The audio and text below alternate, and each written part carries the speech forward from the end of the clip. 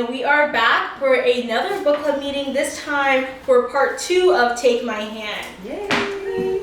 So I'm going to start with a quick recap of the plot so far for part 2, and then we are going to get right up into questions and just roll right along. Okay, so far what's happened in the book in part 2, we had the car accident, which is where part 1 left off of. So turns out the car accident wasn't too bad. Sybil had minor injuries, so she was fine. And then it was decided that Mrs. and Mr. Rousley, which are Ty's parents, they were going to help with the court case and help make it a legal case. Sybil visits the Williams, and there's this really heartbreaking scene where Mrs. Williams is actually talking to Sybil, and she's like, everything can be taken away. Okay, so along with that, we have Sybil and her mother start going to church, and Sybil describes it as them being like Christmas, Easter, and New Year churchgoers, and so they start going to church, and it helps Sybil kind of come to terms with it a little bit, what's happened to the girls. We have Lou Feldman taking on the case. So he's actually a white man, and he's a civil rights attorney, and so his character is really interesting, really dynamic. And then we have a little bit of romantic tension between Sybil and Mace. So that was really interesting. It's kind of peppered in there, nothing too crazy, but you definitely feel it as a reader. We also have the papers picking up the lawsuit. So journalists are coming to town, they're trying to talk to everyone, so it's really interesting. Sybil's mama actually has a depressive, kind of like mental health episode they mentioned where she's like falling asleep in her art studio again. We have Sybil taking to the Williams family to Rockford to visit Constance, which is India and Erica's mother, to visit her side of the family, which is really interesting. India and Sybil visit India's school. And then for this part, we have a lot of the 1973, and so the 2016 moments we get, they're really small, but they're really impactful. So Sybil actually meets up with Lou, who is the lawyer who takes on the case. And then also, back in 1973, it's revealed that Alicia was actually the person who told Segar that the girls were taken off of birth control and that the family had moved. And then we have that the Williams family, along with Lou and Sybil, they go to D.C. to talk to Senator Ted Kennedy and to testify. And then we have that Sybil organizes the nurses to kind of figure out and get to the bottom of how many women are being sterilized in Alabama. And later on, when the story gets picked up nationally, they realize this is a national problem. Okay, and then we also have, a lot goes on in part 2. We also have that Sybil takes a trip to see Segar's daughter in the 2016 timeline. And then also, back in 1973, Sybil, Mace, and the girls go to the beach. Okay, so I always like to start off book club with, what was your favorite moment of the book? Okay, I really liked, there is, when they go to the St. Jude school, Sybil in India. Oh, that's a good one. Yeah, there's a nun, and her name is Sister Latarsha. Yes. And I thought that was really beautiful. Oh my gosh, let me see. I'm trying to find this quote that I wrote down in here. But she says something really beautiful. Sister Latasha, thank you, Claire. And she says, only Jesus' love is infinite. And that's on page 190, and I just thought that was a really beautiful moment that she said. And she was speaking to how at some point, like, we've given as much as we can give, and it starts to do more harm than good, because it starts affecting our health. And when she said only Jesus has infinite love, I don't know, it was really powerful in that moment. Mm-hmm. I like that one too. I think that was a really special scene as well, just because Sister Latarsha, she saw the potential that India had, and so I think that was really impactful too as well. My favorite scene is in chapter 32.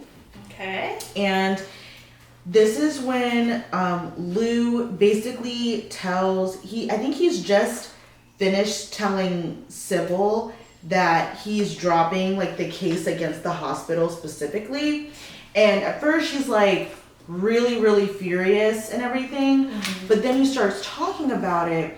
And so he basically starts explaining to her that, hey, after like the testimonies with the committees, like everyone's been talking about this. And so one of the lines on 221, he says, there's a doctor out in California who called me to say there are thousands of Hispanic women getting sterilized out there without their knowledge. There are incidents in North Carolina involving women going in for a cesarean section and the doctor removing their uterus. Some have even been told by the doctor that if they don't consent, the doctor won't sign the forms authorizing their Medicaid. One doctor is doing it as soon as a woman delivers her third child. No consent whatsoever. So I think that moment is really powerful because that is when both, I think he realizes and also Sybil realizes too as well that this is something that is much more bigger than like Montgomery, much more bigger than India and Erica. Like this is a systemic issue. And it kind of, you can kind of tell in chapter 32, the sense of urgency in his voice, like, if we don't do this now, we may never have an opportunity to do this again. And so Sybil and like the others quickly kind of get on board with it too as well. But she says that I rubbed my head, it was unfathomable. After learning about the Tuskegee experiment, I knew people were capable of all kinds of harm. But hearing this was like learning that evil people were everywhere. I put a hand to my chest. So she's just super shocked, but then she also realizes like, okay, there's something more here. And that's what kind of really gets like her fired up. So I really like this scene. Yeah, That's a good one. What about you, Savory?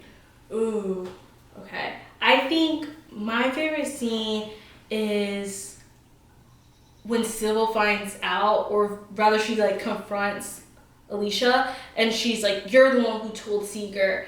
And I think it's such an interesting moment because you kind of see their divide a little bit because Alicia's like, I need this job, and I told her because she's my boss. Yeah, and I was page scared. 200. Yeah, and she's like, I was scared. And then Sybil's like, why would you do that? You're the reason this happened. And she's putting a lot of this blame onto Alicia. And then Ty's kind of the one to diffuse it all. He's like, y'all, like, we're all trying to help these girls. Let's not fight each other. And so I think it's a really good scene to kind of just show how this is a multi-layered, really complicated situation with a lot of people having a different part in it. Yeah. It was interesting. No, I thought it was really interesting, especially like Claire, your favorite part started reminding me of the fact that like this is the 70s. So early 70s. Yeah, too. early 70s at that. So I think a lot of times like nowadays we can look at injustice happening like today in today's world and in healthcare, and there's a lot more communication that's able to go on because we do have like long distance phone calls like readily available. We have doctors communicating via online. We have it where the everyday person can get the attention of a media outlet. But when we think about it in the context of like, of course they didn't know because it's very rare for across the country to communicate with each other. Right. And I think one of the other things, Savory, that you were talking about with Alicia and Sybil's kind of like going back and forth, I think, like you said, it's a very complex, multi-layered issue, but I also think that through this experience, Sybil is recognizing more of like her own privilege and where she stands on certain things, because I think how Alicia was like, I need this job, like I can't, run home back to my parents and be like, oh, I want to stay, I want to do this. Like Sybil has that opportunity and everything. And like, I think, I'm jumping the gun here a little bit, but even when like Sybil gets fired from the clinic, right? Sybil still has her parents to fall back on. And like she still has her house, she still has her neighborhood, her community, everyone's sitting with her. A lot of people are not afforded that privilege. And I think to be a black woman in the South in the early 1970s, like Sybil has a lot of privilege, but I think that she just didn't recognize it because that was all she kind of knew. Yeah. Like she knew about racial injustices, but in terms of like class and like socioeconomic status, like that was kind of like uncharted territory for her until meeting the girls and working like in the workforce. So I think it was really interesting. That's so true. Okay, so this kind of falls into both of y'all's favorite moment, but my first question, or I guess my second question is, how does Sybil's sense of responsibility to the girls change from part 1 to part 2? And I thought this question specifically looking at page 190, and it's part of the quote Sydney read out, but it starts a little bit before then. Look to that page real quick. It says, this is the nun. Sometimes love can kill you just like hate. You love too hard and you can lose yourself in other folks' sorrow. You hate too hard and you know the rest of that story. Take care of yourself. You can't help others if you're down and out. I have to remind myself of that all the time. And then the nun goes on to say, only Jesus' love is infinite, Miss Townsend. And with that, I think Sybil's always cared about the girls, and in part 1 we see that she's helping take care of them. She cares deeply about them. She wants them to not only have reproductive health care, like her job as a nurse, but she also wants them to be able to have a childhood. She sees that how they're living, and she wants them to be able to have a better life. But then in part 2, I think we see this emotional shift where she feels more responsibility towards them, and she feels almost more maternal towards them. Yeah, I think I agree with that. I think part of it is like she wants to help. Part of it is also because of like the guilt about what happened to them. I really think so. I also think too, like we see her relationship with the family progress in a different way, because like she goes with them to visit Constance's side of the family, you know, and that's really interesting too. You know, we're having these scenes where, you know, she's spending a lot more alone time with Mace and everything. Like they almost kiss each other at one point, you know. Yes, that's that tension I was talking about. Yeah, and so I think that, like, I agree with what you said, Sabrina. She's taking on this maternal role, really, you know. And I think also, and this might be a stretch, but tell me what you guys think. I think part of the reason why she's doing it too is because we see her pepper in her thoughts about her own abortion. And, you know, she had a baby, like what would that look like and everything. So I think it's a lot of different things going on and factoring into her treatment of the girls. Yeah, I was, like, as you were saying that, I was thinking about the moment when she realized that, like, oh, like, this is not my family. Like, she kind of really, like, saw herself getting too close. And I thought about chapter 26 when she's visiting, like, Constance's side of the family, like the Joneses. And there's a moment where she's like, I'm gonna see if I can find it, but essentially she's talking about how she feels like she should be getting up and leaving, but she can't. Oh, I remember because that. like she doesn't know where else she would go. Let me see.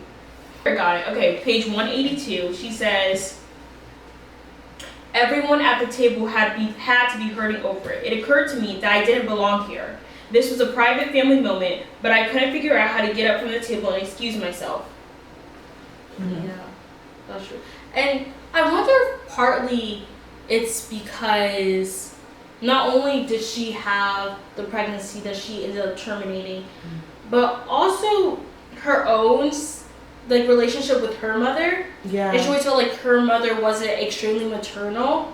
So it's almost like she saw these girls without a mother, and I wonder if she could relate to that in a sense of missing a maternal figure. Yeah. I think that's true. That was really interesting. I felt like just the whole, we hear about Constance a lot more. Oh my gosh, this scene like really broke me. The Erica with the K scene at the end where like they're at the beach. It was page 254. It's this really gorgeous scene where Erica says, like, when my mom was teaching me how to spell my name, she spelled it with a K. Let me see if I can find it. It's really gorgeous. It's at the top of 254. Yeah.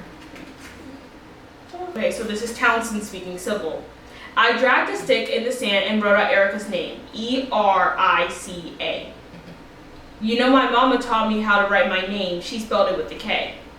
Spelled what with a K? My name. Has everyone been misspelling your name? I thought of all the time she has been mentioned in the newspapers, the registration papers for school. She shrugged. How is it on your birth certificate? I don't mind spelling it with a C. I feel like that other way was just between me and my mama, not for strangers. I thought that was so, like, that part made me cry.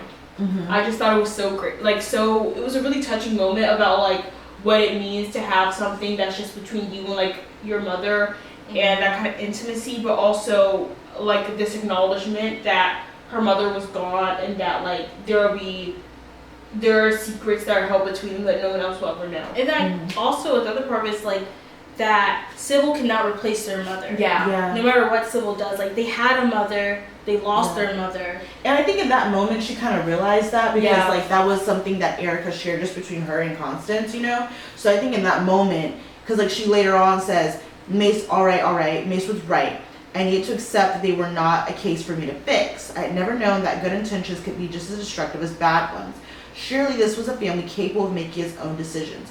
So I think that in that moment she kind of realized like, okay, they have their own like interfamilial like relationships and stuff that like I'm just never gonna like, even if I get super close to them, I'm never gonna really understand certain things because I just wasn't there for that, you know? It's interesting because speaking of Mace kind of has this thing. He's like, oh, you remind me so much of Constance. You remind me so much. It's just like he's grieving. He's grieving. No, but I'm saying in the sense that she reminds me so much of Constance. Yet there's certain things that, especially like Erica and India, they just like it's like a reminder like you're not my mother. And then Mace kind of has that moment of he's like you can't snoop around my stuff, like you don't have that closeness to me, because he's like, why are you looking at pictures of my late wife? Like that's weird.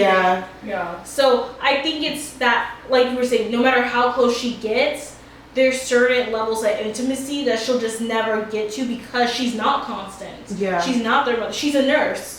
That her job was to take care of them, and then she grew a special like fondness for the family. Yeah. Interesting. Okay. Now this is kind of a jump, but I really wanted to know, what did you guys think of? I wrote it down as kind of like the juxtaposition between the Senate and the Williams family, and how does it stand out? And this is in chapter 30 and 31, and specifically I want to look at page 212 because I thought that was really interesting. And so this is the moment when Sybil is describing how they were in a sea of kind of like white faces. She goes, there were a lot of white people in that room. It felt strange to be the lone brown faces in the place. And so it was this whole thing. This is chapter 31, but if you go back to 30, they have moments where like the senator's aide's like, oh, do you want to take a picture outside the senator's door? And then Sybil, Alabama senator. And then Sybil, her head, she's like, why would we want to do that? Like he quite literally voted against the Civil Rights Act. So I think those moments, it's really interesting because you have the Williams family and they're one family, and the whole case is kind of being built upon their shoulders of how can we stop forced sterilization. And at the same time, it's almost as if, I don't want to use the word exploited, but their story is being passed around, and it's like for the good of the nation. Their story's being passed around, but it's like they keep having to explain over and over again how the girls were exploited. So I just wanted to know, what was your Violet? Yeah, Violet. How did each of you see the juxtaposition of the white room, the being a black family, and then also the wealth, the prestige, the access that comes with being in politics, versus the family who this is their first taste of politics and is right to DC?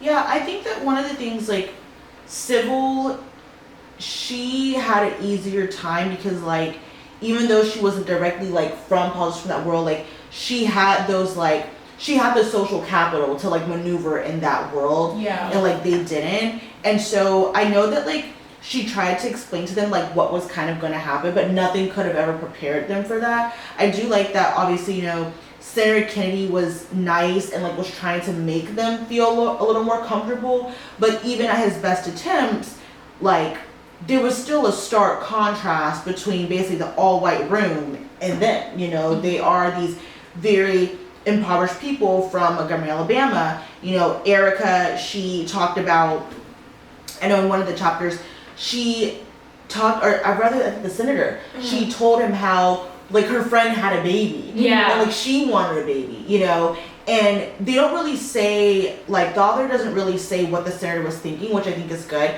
She more so focuses on, like, Sybil's reaction a little bit. And you can tell that Sybil is kind of like, a little uncomfortable. She's like, oh my gosh, you know, because it's just a different world, you know. Yeah. But I think that even though it seemed to be like difficult a little bit, I think the Williamses did very good. I think that also the Williams, even though the Williamses, they didn't have a lot of like education or social capital, they still understood. I think they still understood what was happening, and they still understood what was going on. And I think it is because Sybil did explain to them like what was happening and the importance of it all. And I think that's really good. I think it goes back to like a bigger lesson of just because someone maybe doesn't have the same like educational level, like background level as you, you shouldn't just like dismiss them and treat them like they don't know what's going on.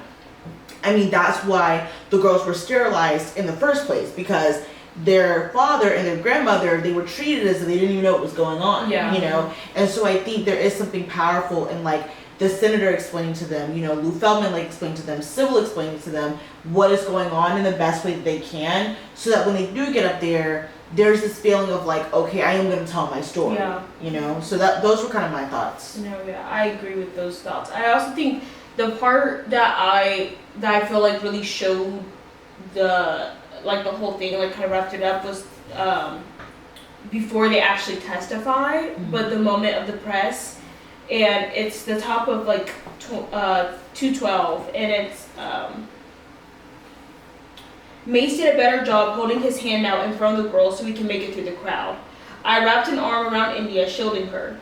Erica wore a blank face even when the flash bulbs went off in her eyes, but once we were inside the building, she started to cry.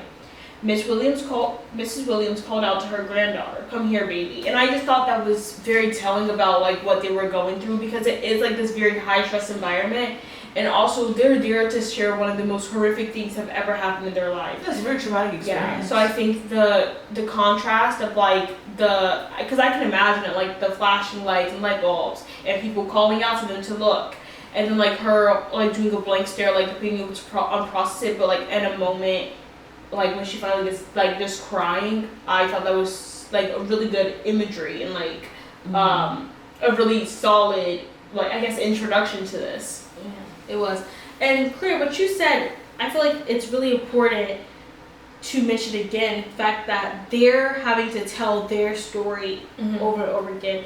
And so it's not only are the girls kind of put on this stage where they're nationally known, but then also you have the father and the grandmother having to tell over and over again how their lack of education or their inability to read and write, the lack of resources they had, directly resulted in Mace's case, his daughters, and in Mrs. Williams' case, her granddaughters, being fundamentally changed forever and not being able to have children. And so it's very emotional. Like Cindy, you were saying, that scene where like she breaks down, she's crying. You can see that in your head. You're like, man, like a 13-year-old girl just crying. And it's nothing you can fix. And it's so emotional, but it's so well written. You really do feel like you're there. Yeah. So another thing that I kind of think piggybacks off of this idea is, how do you think the concept of family evolves throughout part 2? Do you want to answer first? Yeah, Okay. I think that we see like a lot of different facets of like what family is. I think that Sybil has her kind of nuclear family, and then directly related to that is Ty's family. So that's another example of like a black upper middle class family, right? And then the Williams.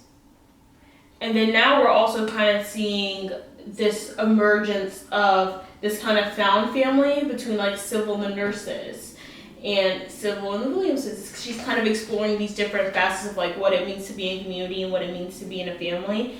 And I thought that was really interesting. And even just seeing this also idea of family with her and Ty, because they reference a lot of what could have been with them. And I think the idea of building a family and being a part of a family, going into a family was really talked about a lot during the chapter. It was Sybil being like, oh, like I can see myself being with this family, but I know that I shouldn't.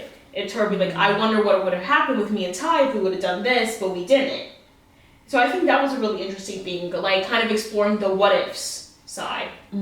I also think too, when Sybil met with Sybil went with the Wimps to visit Constance's side of the family, and all she talks about how growing up, like, she didn't have, like, a ton of that, really, because her dad, I think her dad was an only child, and, like, her mother and sister lived in Memphis, and, like, her grandparents were gone, like, by the time she was, like, I think 13, so it's, like, her idea of family, I think, like Cindy said, is evolving over time, and I think also, too, she's learning that in families, you do experience struggles, you experience growing pains, but the important thing is just making sure that you're acknowledging those and, like, making people feel seen and, like, not just, like, maybe putting the blame all on one person, because, like, she talks about how, you know, she's really angry at Val, right?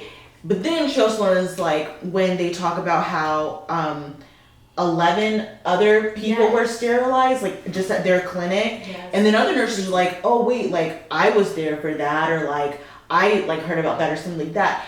She starts to kind of realize in her head, like, okay, wait, maybe, like, they aren't necessarily the ones to completely blame for this, because, you know, you're being taught that something is good or for the greater good or whatever may have you, right? But that doesn't necessarily mean that you're making, like, a truly informed decision. So I think, like, that's how kind of helps her idea of family evolve. Like, a family's not going to be, like, perfect.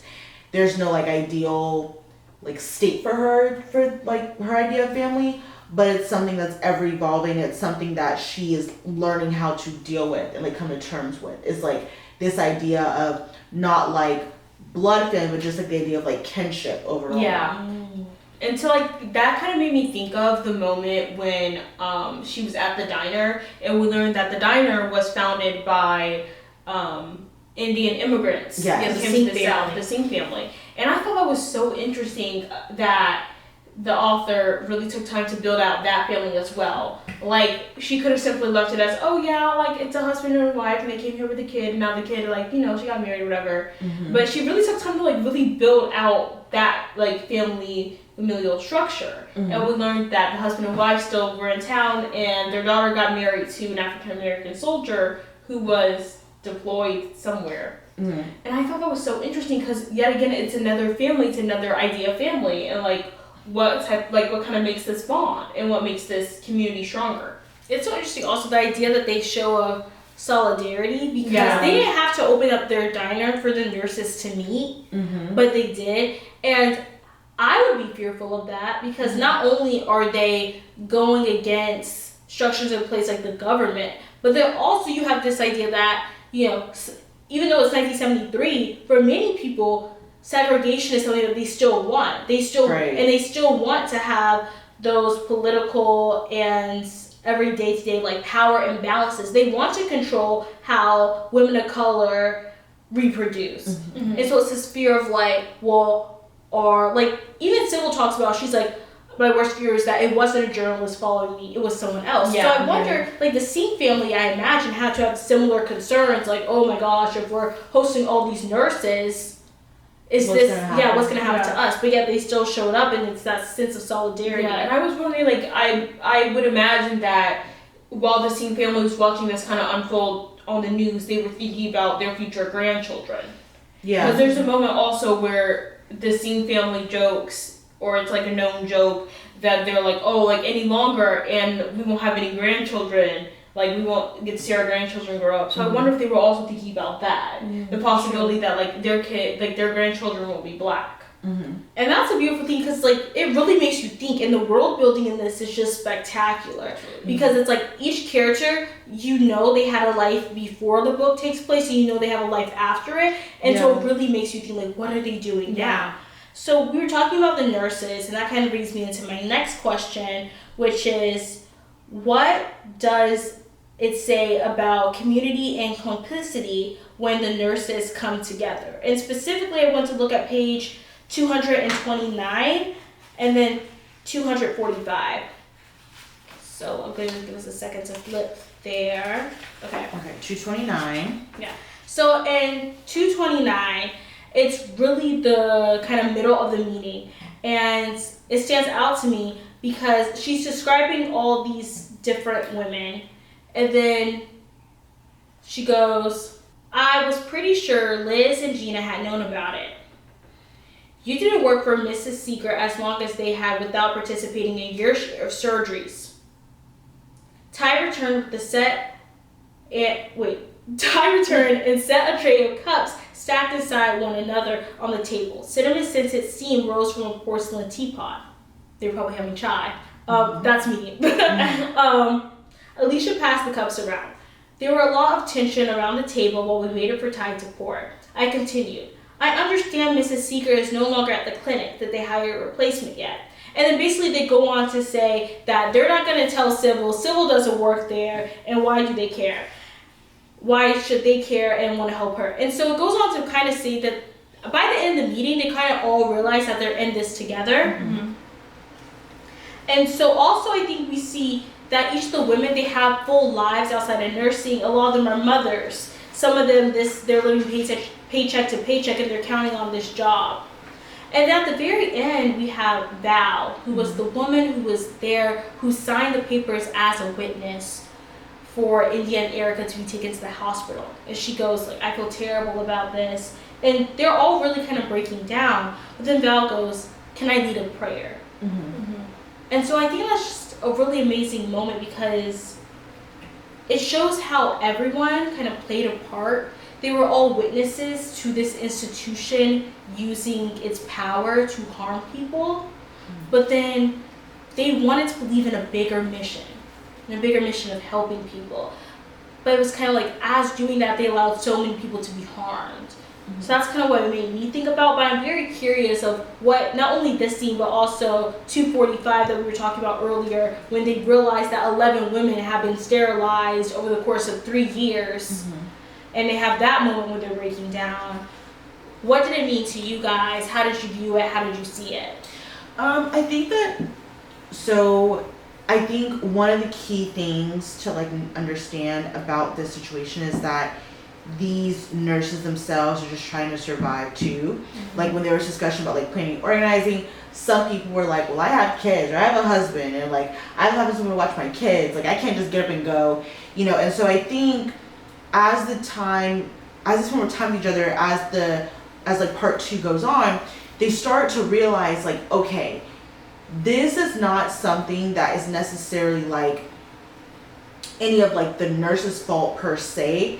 It's more of a thing, again, it's like a systemic issue. Like they've been conditioned by the system to think like, okay, like this is okay, this is what we should do, this is gonna help them because like these girls just have too many kids, you know. Mm-hmm. But really they come to figure out like, okay, wait, let's take myself like outside of this and then see it. But I think that for the nurses it was easy to be complicit, because it's kind of like you have 2 options. Either you go along with it or like you lose your job. Yeah. And a lot of these nurses had kids, husbands, families they were taking care of. A lot of the nurses like Alicia, like they were putting themselves through life and everything. They didn't really have a safety net to fall back on. So I think knowing that kind of gives like a reason for their complicitness like throughout this whole process.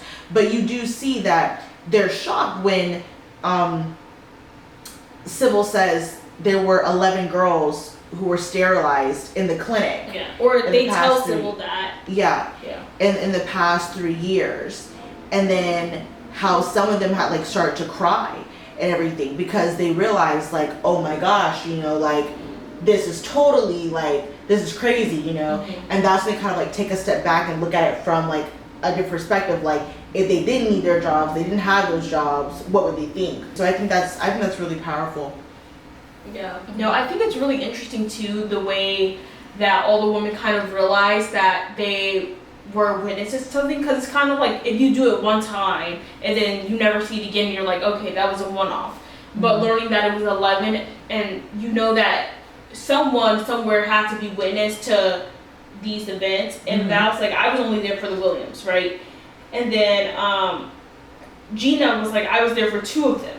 So you know that there are some nurses who had to be there for maybe like 1, or they were just there for a couple. So it's really interesting too to see, because the nurses never communicated about this, because they were like, oh, they were kind of pushed to believe that they were doing the right thing, especially by Segar, who was like, oh, like people are going to keep having more kids that they can't take care of properly because they don't have the resources. And it's this sort of thing where like, if someone convinces you enough, you sort of believe it. And I think it's really sad because these women are coming together and they're realizing the magnitude. They're realizing that like it adds up, you know? Yes. And that's the sad part. It's because, like you were saying, they didn't communicate. They don't know, and they don't know how widespread of a problem this is. It's kind of like, how much are you willing to sweep under the rug? If you witness one bad thing, you can say, you know what? The mission of this clinic is so much bigger than this one bad thing, right? And so if everyone sees one bad thing, by the end of it, like they were saying, they had 11 women or girls be sterilized, and so it adds up. But yeah, really powerful, like just having the nurses organized in that way. Yeah. I want to kind of switch focus and talk about this idea of what are the ways being literate ties into autonomy, and how do we see that come up in the book? I think definitely literacy is power, like simply put. You don't know what you don't know. And I think that, you know, that's one of the reasons why enslaved people were banned from learning how to read, because knowledge is power, and we see that time and time again.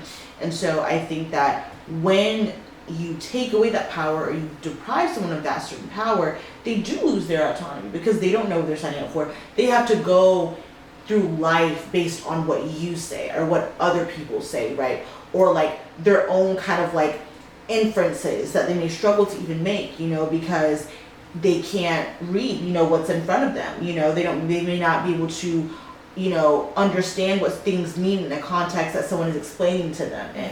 So I really do like how they, like in part 2, Mace does ask Sybil to teach him how to read, and then Sybil's like, I can't teach you how to read because I don't know. And he gets kind of mad. I feel like he's going to end up learning how to read. Sybil's going to teach him how to read. But I think him having that realization, it was like a quiet realization, but he had a realization, and he was like, hey, I need to learn how to read so I can make sure that I have control over like my autonomy, and I can also help my family too as well. And that's on 256, and it's when they're at the beach. And it's so powerful because also it's like peppered throughout. We see more and more of Mace realizing what you were saying, Claire, that he's like, I need to learn how to read. It's kind of like this was his breaking point where he's like, okay, before it was like I could kind of make do, I could survive in this world, but now people are harming my children because I can't read. And we also see this in, I think it's 147. Let's see if I can find that page. There's a quote that stood out to me. Yes. So Mace goes, where did you think I was? Well, Sybil asked, where were you this morning? Where did you think I was? Did you sign the papers?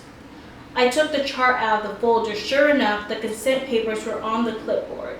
There was his mark and his mother's and the signature of a witness. Valeria Brinson. Val. I'm sorry, Mace. He turned his back to me. And so I think with that moment, it's really sad because before, when Mace was signing a paper, or rather Sybil realizes that he can't read, she's like, you know, like, I'll bring this paper back and we'll get you an apartment later, and like, don't worry about it. And she's embarrassed for him because she's like, oh, he doesn't know how to read. And in this moment, we really see how someone abused that because they knew he couldn't read. And they had Val, a black woman, in the room, or at least that's kind of what they feel like Segar had Val in the room, so they could trust the process. They could think, oh, nothing's bad's gonna happen to the girls. It's a routine, getting their shots like they always get. And so we see that come up, and that emotional response, he turns his back, and it's so heartbreaking. And we also see on 185, 185 goes, Mace goes, maybe if my girls could read good, they could do better than me. And so Mace knows the power of education. It's just like, unlike Sybil and Sybil's parents, he doesn't have access to good education for his daughters. So it's just really heartbreaking, and we see time and time again the lack of access leads to the lack of autonomy. Yeah, and I think this kind of really fits in nicely with part 1, where we have Mrs. Williams, the grandmother. What is her first name? I don't know if they ever say it. I I feel like they might, but Maybe Lou says it at one point. yeah. But it really ties in nicely because in part 1 she mentions how her mother could read. It was either her mother or her grandmother. I want to say her mother. I think her name was Patricia. Yeah, that sounds right. But they talk about how Miss Williams, how she talks about how either her mother or her grandmother were able to read. And she talks about reading the Bible and how she can recite the Bible as if she could read it. Mm-hmm. And it's this really interesting moment because she knows how powerful being able to read is.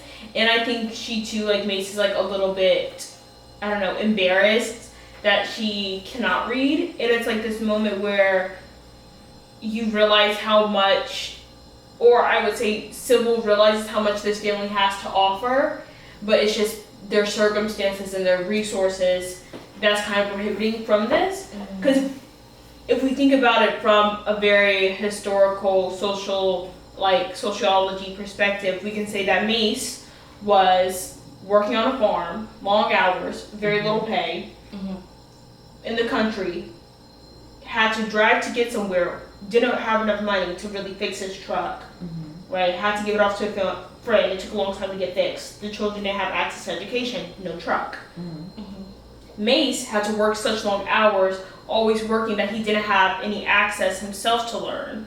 He's embarrassed, which is a whole nother factor. So I think that him asking Sybil showed a lot like vulnerability. But I also think, I kind of get where Sybil's coming from. She's like, I can't teach him, because she knows how vulnerable that experience is, like teaching someone. So I get where she's coming from, but I just really loved how they showed Mace's character growth by him being able to ask for help and kind of let down his guard, because in the beginning he didn't want anything from Sybil. Like, he didn't want help, he didn't even want her to get his family a new apartment, because he felt very much like it should be his job, you know?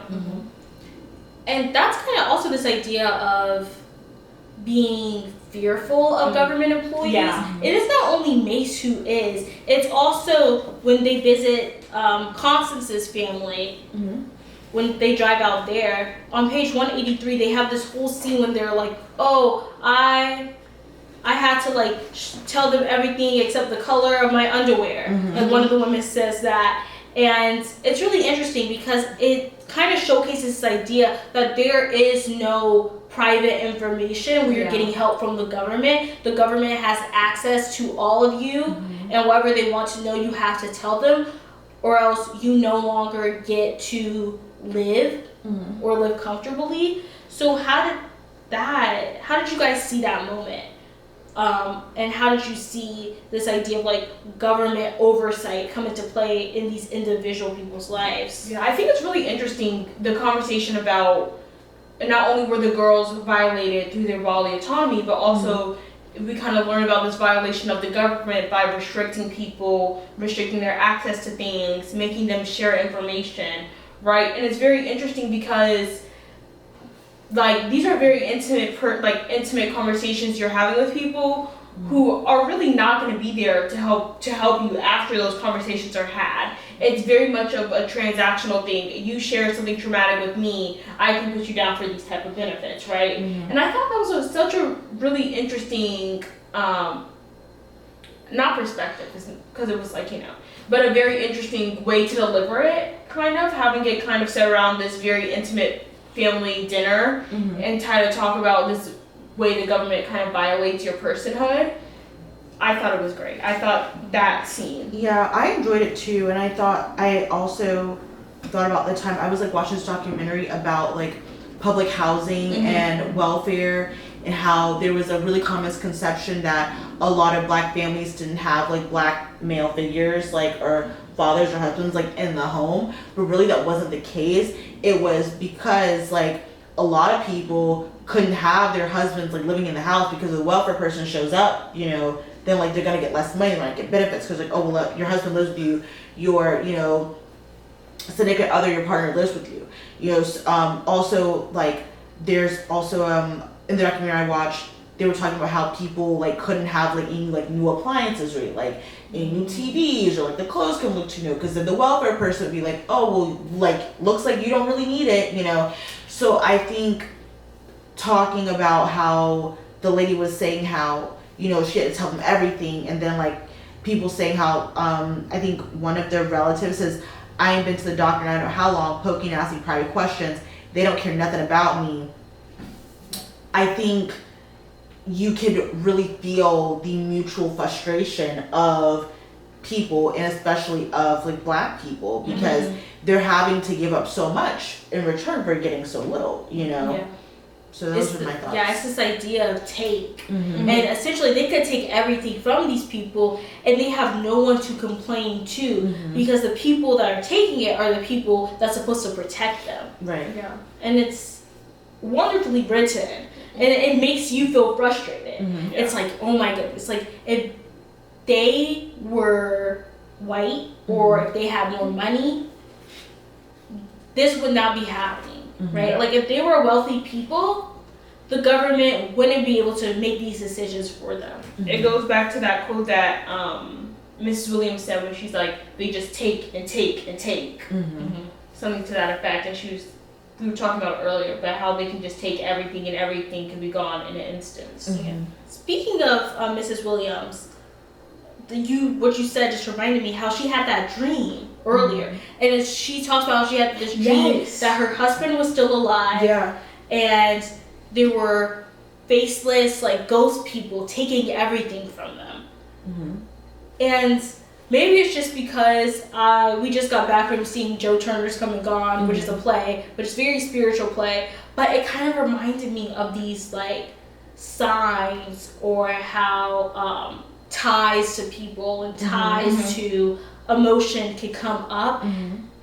And with this idea of, like, the government taking something, it's also like the government is faceless in many ways, but the people that they have acting for, especially in this sense, it's generationally, like, kind of the same types of people, right? It's white people with power, especially in the context of this book, deciding that they can take and take and take, and it's this idea for the good of the nation, the better of the nation. And they kind of talk about this when they have the eugenics conversation.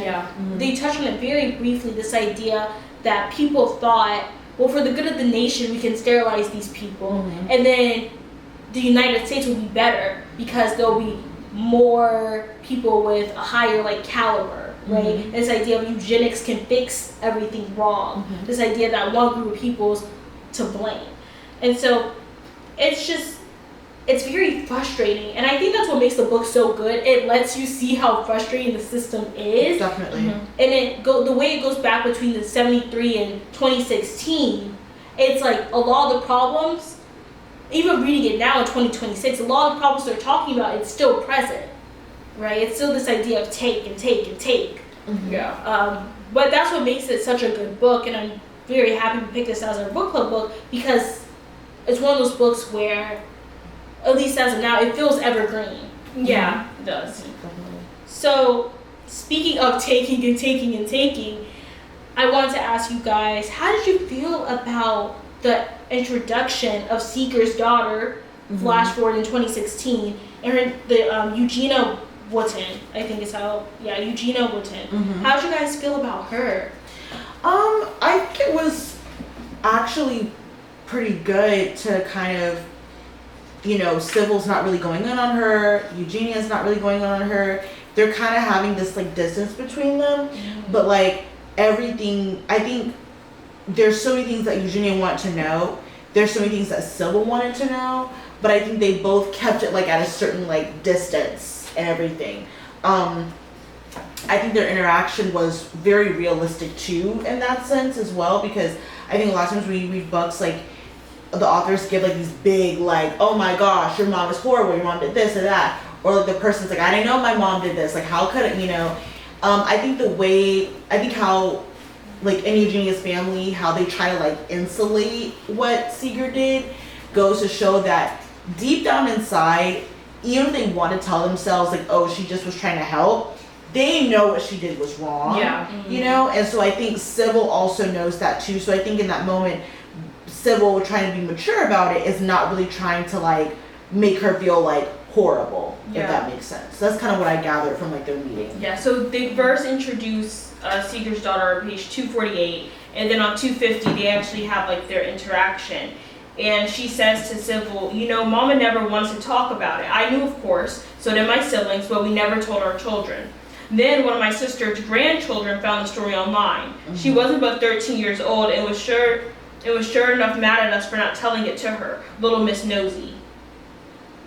And I was like, whoa, like they're a big family secret that they Yeah. did. Like Sybil is kind of doing this whole process so she can be honest with her child, Annie. And then we learned that basically Seeger's whole family line has no idea that she did this besides her own children who were probably kind of witnesses to their mother losing her job. Yeah. Because at the point where Seeger's working, I assume she's like in her 50s. Mhm. I assume that, right? Yeah. So it's kind of like Seeger's children only knew because they were there, Right. right? And then they didn't tell their children. Obviously, their children didn't know to tell their grandchildren. I thought it was so interesting. I was like, this is so, it's kind of odd. It's For like, some reason, when I was reading that part, it made me think of the Saved by the Bell episode where you're gonna be like, what? But I'm gonna wrap it together. The Saved by the Bell episode where, is her name Jessie? Mhm. The one, That's really tall. yeah.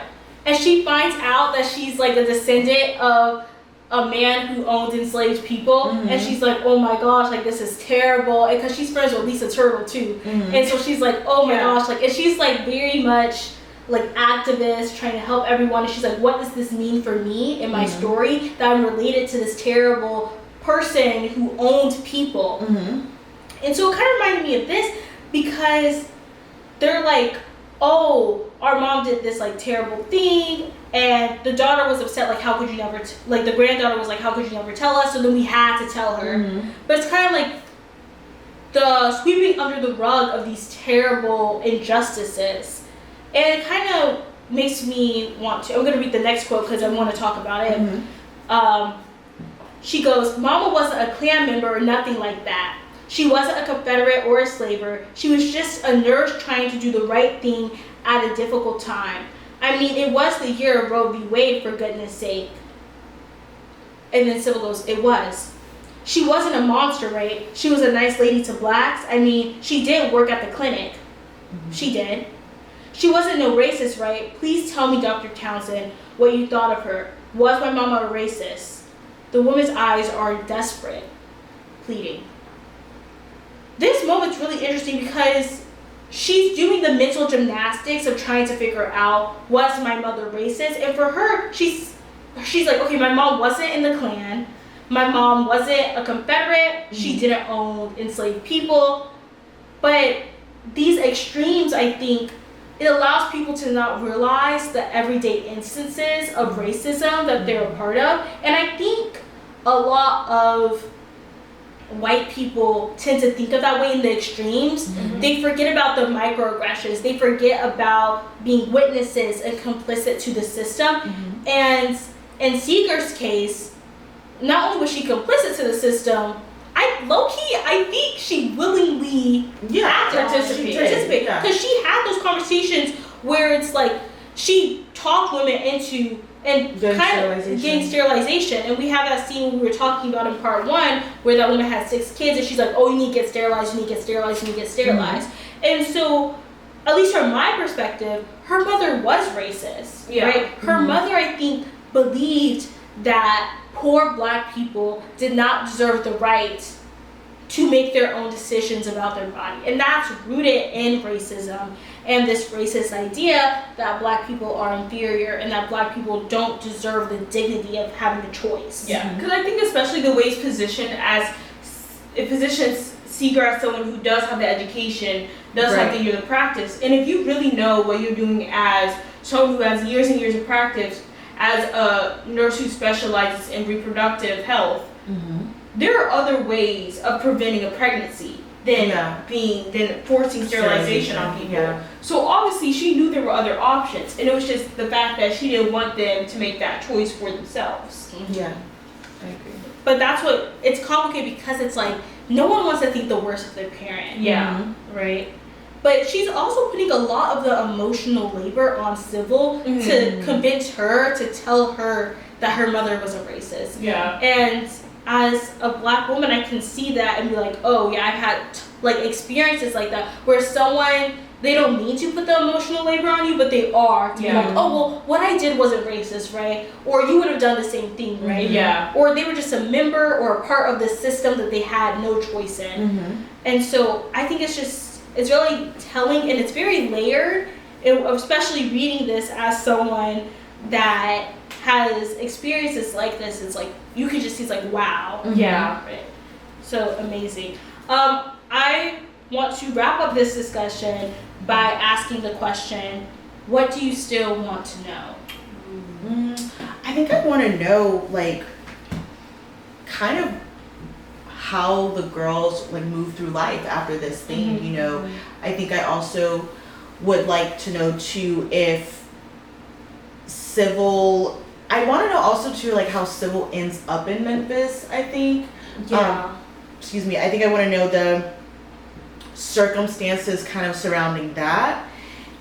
Because that's what really is like intriguing to me, because she tells this story from this point of view of, you know, she's coming from Memphis to Alabama, but it's like, how do we get there in the first place? You know, we know she like kind of ran away, but I really want to know like what the circumstances surrounding that was. So that's kind of like the biggest thing I want to know, I think. Yeah. I think I want to know, when did she adopt Annie? Because that timeline is, I'm like, did she do that while she was in Montgomery, while she was in Memphis? Did she bring Annie from Montgomery to, like, because at first I was like, okay, like, obviously Annie was, like, with her in Montgomery, and then I was like, the timeline's not making sense, because she's going to leave pretty soon, and she leaves kind of abruptly, according to Ty. Well, she also too, her daughter is, I think, she's graduating college? Yeah, she's graduating college? I remember there being a graduation. I can't remember what she's graduating from. Yeah. So she's in that she's young a young adult yeah. though. So she would have definitely had to adopt her in like the 90s or early 2000s, probably like the 90s and everything. So we definitely know, like, I think from just looking at the timeline, it's definitely like after she's become a doctor and like become established. So I agree with you. I want to know that too, Sydney. I want to know about, I obviously want to know about Erica and India as well. I think I want to know about their schooling, what that was like. Yes.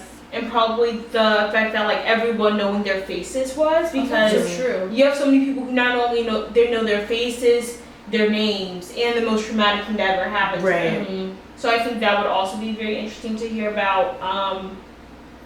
And then I think I also want to learn more about her relationship with her mother, because like we do touch on it about how she moved her up to Memphis, but I would like to hear about that a little bit more too. So I don't know, maybe we'll get some clarity. I don't know.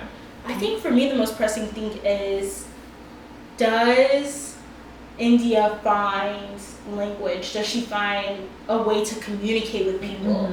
Because that's really, I've been really questioning that, like, because I feel like she might, because they haven't mentioned Erica, and I think Erica could be dead, but they haven't mentioned Erica, so I'm really wondering, has she found a way to communicate? Also, really want to know about Annie, because when we first started the book, I originally thought Annie was going to be India or Erica's daughter. That's what I thought And too. then they had a tubal ligation, so I was like, okay, where does Annie come from? Right. So I'm really questioning that. Also, I want to see, does Sybil ever forgive herself? Or is she able to heal from this? Because like we were talking about earlier in our last book club, this is kind of like her apology tour. Yeah. So is she able to forgive herself?